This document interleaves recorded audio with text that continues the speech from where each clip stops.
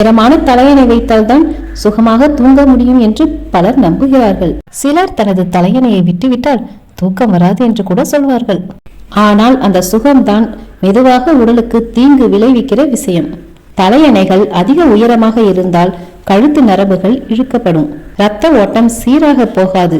இதனால் காலையில் எழுந்ததும் சிலருக்கு தலைவலி, தோள்பட்டை வலி, கழுத்து வலி வந்துவிடும். சிலருக்கு இது மைக்ரேனாகவும் மாறிவிடும். நீண்ட நாள் இப்படியே தூங்கும் பழக்கம் இருந்தால் முதுகு தண்டே மாறும் அபாயமும் உண்டு.